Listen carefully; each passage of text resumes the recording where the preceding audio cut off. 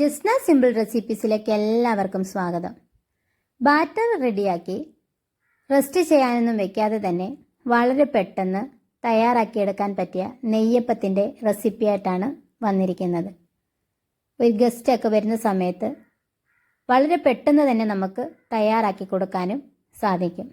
അതിനു മുമ്പായി നിങ്ങൾക്ക് എൻ്റെ വീഡിയോസ് ഇഷ്ടപ്പെടുന്നുണ്ടെങ്കിൽ ഒന്ന് ലൈക്ക് ചെയ്യുകയും സബ്സ്ക്രൈബ് ചെയ്ത് സപ്പോർട്ട് ചെയ്യുകയും ചെയ്യണേ. തയ്യാറാക്കുന്നത് എങ്ങനെയാണെന്ന് നോക്കാം. തയ്യാറാക്കുന്നതിന് ഞാനിവിടെ 300 ഗ്രാം ശർക്കര എടുത്തിട്ടുണ്ട്. അതിലേക്ക് 2 കപ്പ് വെള്ളമാണ് എടുത്തിരിക്കുന്നത്. 250 ml കപ്പിന് 2 കപ്പ് വെള്ളവും കൂടെ ചേർത്ത് നമുക്കിതൊന്ന് ഉരുക്കിയെടുത്തിട്ട് വരാം.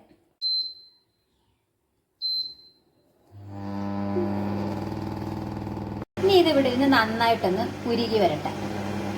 ഈ ഒരു ബൗളിലേക്ക് 250 ml കപ്പിന് 2 കപ്പ് അരിപ്പൊടി ഇട്ട് കൊടുക്കാം. വറുത്തതോ വറുക്കാത്തതോ ആയ അരിപ്പൊടി നമുക്ക് ചേർത്ത് കൊടുക്കാം. ഞാൻ 250 ml കപ്പിന് 2 കപ്പ് അരിപ്പൊടി ചേർത്ത് കൊടുത്തിട്ടുണ്ട്. ഇനി ഇതിലേക്ക് 1 കപ്പ് മൈദയും ചേർത്ത് കൊടുക്കണം. കപ്പ് മൈദ ചേർത്ത് കൊടുക്കാം. നമ്മൾ അരിപ്പൊടി എത്രയാണോ എടുക്കുന്നത് അതിൻ്റെ നേർ പകുതി മൈദ ചേർത്ത് കൊടുക്കണം. ഇതിലേക്ക് മധുരം ബാലൻസ് ചെയ്യുന്നതിന് കുറച്ച് ഉപ്പിട്ട് കൊടുക്കാം. 1 നുള്ളുപ്പ് മതിയാകും. ഇനി ഇതെല്ലാം കൂടെ നമുക്ക് നന്നായിട്ടൊന്ന് മിക്സ് ചെയ്തെടുക്കാം.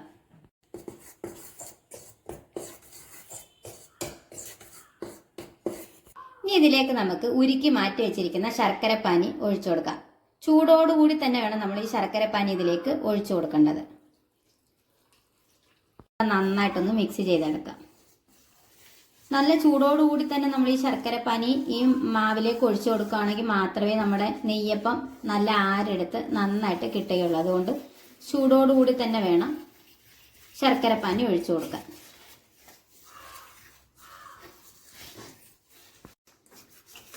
നന്നായിട്ടൊന്ന് മിക്സ് ചെയ്തെടുത്തിട്ടുണ്ട്. ഇനി ഇത് നമുക്ക് കട്ടകളൊന്നും ഇല്ലാതെ കിട്ടുന്നതിന് വേണ്ടി ഒരു മിക്സിയുടെ ജാറിലേക്ക് മാറ്റിക്കൊടുത്ത് നന്നായിട്ടൊന്ന് അടിച്ചെടുത്തിട്ട് വരാം.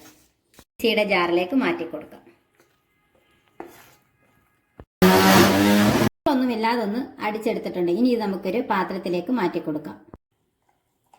ഇതിലേക്ക് നമുക്ക് 1/4 കപ്പ് റവ ചേർത്ത് കൊടുക്കാം. 1 ടീസ്പൂൺ ഏലക്ക പൊടിച്ചതും കൂടെ ചേർത്ത് നന്നായിട്ടൊന്ന് മിക്സ് ചെയ്തെടുക്കാം. നമ്മൾ ഈ ബാറ്റർ എല്ലാം നന്നായിട്ടൊന്ന് കട്ടയൊന്നും ഇല്ലാതെ അടിച്ചെടുത്തതിന് ശേഷം മാത്രമേ റവ ചേർത്ത് കൊടുക്കാവുള്ളൂ. കാരണം റവ നമ്മൾ ഈ അരിപ്പൊടിയുടെയും മൈദാടയുടെ ഒക്കെ കൂടിയിട്ട് നമ്മൾ മിക്സിയിൽ അടിക്കുകയാണെങ്കിൽ റവ അതിനൊപ്പം അങ്ങ് അരഞ്ഞു പോകും.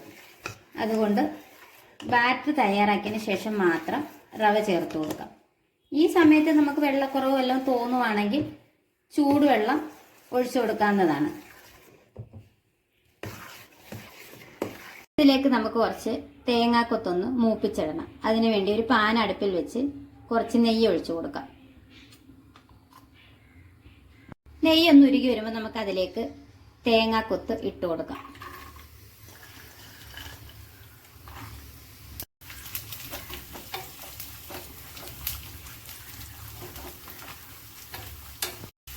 ഇനി ഇതിലേക്ക് നമുക്കൊരു 2 ടേബിൾ സ്പൂൺ കറുത്ത എള്ളും കൂടെ ചേർത്ത് കൊടുത്ത് ഒന്നും കൂടെ ഒന്ന് മൂപ്പിച്ച് നമ്മുടെ ബാറ്ററിലേക്ക് ഒഴിച്ചു കൊടുക്കാം.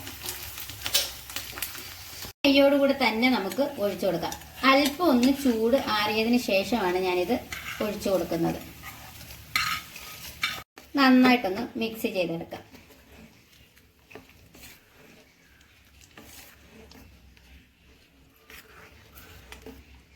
ഈ സമയത്ത് വെള്ളക്കുറവ് വല്ലതും തോന്നുവാണെങ്കിൽ നമുക്ക് ചൂടുവെള്ളം ചേർത്ത് കൊടുത്ത് ആ ബാറ്റർ അതിൻ്റെ പരുവത്തിന് ആക്കിയെടുക്കാം. അധികം ലൂസും അധികം തിക്കുമല്ലാത്ത ഒരു കൺസിസ്റ്റൻസിയിൽ വേണം നെയ്യപ്പത്തിൻ്റെ മാവിരിക്കേണ്ടത്.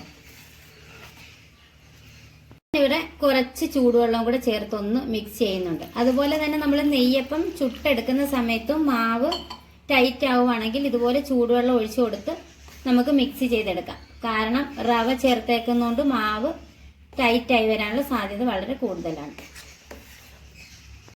അതാണ്ട് ഈ ഒരു കൺസിസ്റ്റൻസിയിൽ വേണം ബാറ്റർ ഇരിക്കേണ്ടത്. അധികം ലൂസുമല്ല അധികം തിക്കുമല്ലാത്ത ഒരു കൺസിസ്റ്റൻസിയിൽ. ഇനി നമുക്ക് നെയ്യപ്പം ഓരോന്നായി ചുട്ടെടുക്കാം.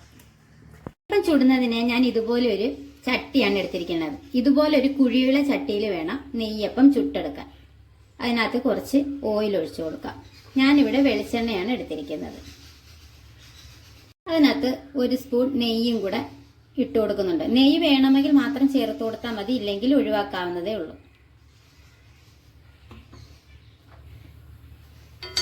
നന്നായിട്ട് ചൂടായി വരുമ്പോൾ തീ ഒരു മീഡിയം ഫ്ലെയിമിലേക്ക് മാറ്റി കൊടുക്കണം. ഇനി നമുക്ക് ഈ ബാറ്ററിലേക്ക് ഒരു 1/4 ടീസ്പൂണ് സോഡാപ്പൊടി ചേർത്ത് കൊടുക്കാം. അതും കൂടി ചേർത്ത് നന്നായിട്ടൊന്ന് മിക്സ് ചെയ്തതിന് ശേഷം വേണം നെയ്യപ്പം ചുട്ടെടുക്കാൻ. ഈ ചൂടായി വന്ന എണ്ണയിലേക്ക് തീ ഒരു മീഡിയം ഫ്ലെയിമിലേക്ക് മാറ്റി കൊടുത്ത ശേഷം നെയ്യപ്പം ഓരോന്നായിട്ട് നമുക്ക് ചുട്ടെടുക്കാം.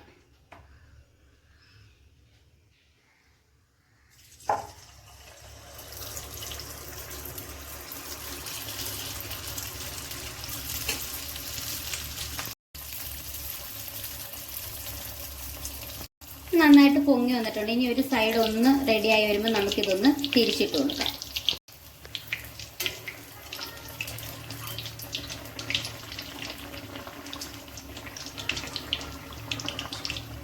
രണ്ട് സൈഡും നന്നായിട്ട് മൂത്ത് വരുമ്പോൾ നമുക്കിത് എണ്ണയിൽ നിന്ന് മാറ്റി കൊടുക്കാം. ബാക്കിയുള്ളവയെ നമുക്ക് ഇപ്രകാരം തന്നെ ചുട്ടെടുക്കാം.